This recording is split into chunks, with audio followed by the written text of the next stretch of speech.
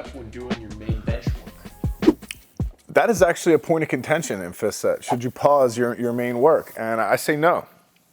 The reason for that is this. I think that pausing work and training, pausing bench work and training makes pressers a lot slower.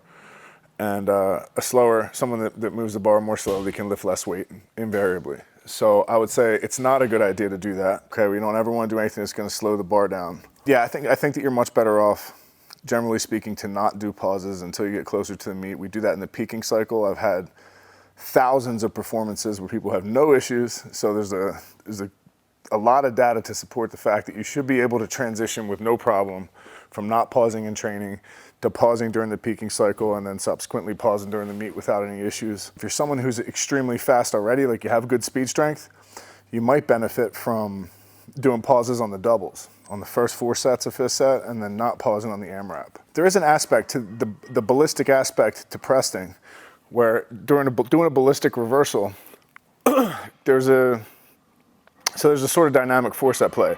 You ever jump on a scale? And you jump on a scale and it goes up to 300 pounds and then goes back down to whatever you actually weigh?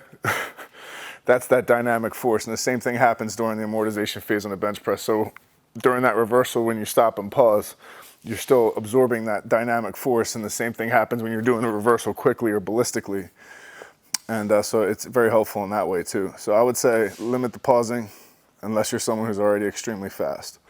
And if we're training using the cues that we're supposed to be using, like, for example, my reaching for the bar cue and so forth, that will correct for that on its own. When we're doing the reaching cue, you're reaching for the bar with your chest. That is developing. Doing that throughout the full range of motion is developing all the static strength that you're going to need to be able to reverse correctly and pause. That's going to keep me high on my traps. Bring that bar out, and now I'm going to cue reaching.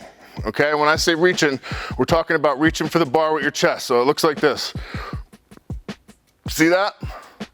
So you're trying to reduce the distance between the bar and your chest, like you're meeting it halfway.